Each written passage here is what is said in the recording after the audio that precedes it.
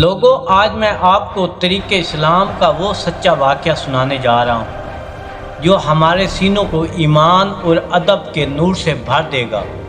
یہ واقعہ ہمیں سکھاتا ہے کہ کائنات کے سب سے مقدس ناموں کا سچا ادب ایک گناہگار انسان کی تقدیر کو کیسے بدل سکتا ہے۔ ایک ایسا انسان جو دنیا کی غفلت میں ڈوبا ہوا تھا، لیکن نام پاک کی تعظیم کے صرف ایک عمل نے اسے زمین کی خاک سے اٹھا کر وقت کا بہت بڑا ولی بنا دیا۔ بغداد کے شہر میں بصرہ نامی ایک شخص رہتا تھا۔ وہ اپنی زندگی اللہ تعالیٰ کی یادوں سے غافل ہو کر گناہ میں گزار رہا تھا۔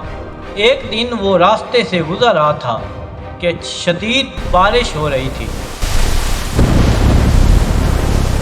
ہر طرف کیچڑ اور مٹی تھی۔ اچانک اس کی نظر زمین پر پڑی، ایک چھوٹی سی پرچی پر پڑی۔ جب اس نے غور سے دیکھا تو اس کا دل کانپ اٹھا، کیونکہ اس کاغذ پر کائنات کا سب سے پاک اور میٹھا نام اللہ اور محمد لکھا ہوا تھا، جو مٹی میں پڑا تھا۔ چنانچہ گناہوں کی زندگی گزار رہا تھا، لیکن اس کے دل کے کسی کونے میں ایمان کی چنگاری اور ادب کا جذبہ زندہ تھا۔ اس نے تڑپ کر اس پرچی کو پورے ادب کے ساتھ کیچڑ سے اٹھایا، اپنے صاف کپڑوں سے اس کی مٹی کو صاف کیا، اپنے پاس موجود پیسوں سے دکان سے عطر خریدا، اس پرچی پر وہ عطر لگایا اور اپنے گھر لے جا کر سب سے اونچی، صاف اور باب ادب جگہ پر سجا دیا۔ اسی رات وقت کے ایک بہت بڑے بزرگ اور ولی کو خواب میں ایک غیبی آواز آئی، اے بزرگ، بصرے کے پاس جاؤ اور اسے میرا یہ پیغام دو، بصرہ، تو نے میرے نام کو مٹی سے اٹھایا، اس پر عطر لگایا اور اس کا ادب کیا۔ جا، میں نے بھی تیرے نام کو دنیا اور آخرت میں پاک کر دیا، تیرے سارے گناہ معاف کر دیے اور تجھے اپنا ولی بنا لیا۔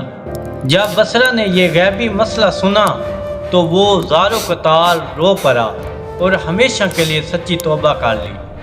سبحان اللہ۔ اس واقعے سے ہمیں یہ سبق ملتا ہے کہ دین اسلام میں اصل چیز 100% ادب ہے۔ بصرہ نے صرف ایک پرچی کا ادب کیا تو وہ گناہوں کی دردر سے نکل کر حضرت بصرہ حافی رحمۃ اللہ علیہ بن گئے۔ اگر ہم اور آپ بھی اپنے گھروں میں موجود قرآنی صورتیں، دینی کتابیں اور نام مصطفیٰ صلی اللہ علیہ وسلم کا دل سے ادب شروع کر دیں تو ہمارے گھروں سے بھی ہر پریشانی ختم ہو جائے گی۔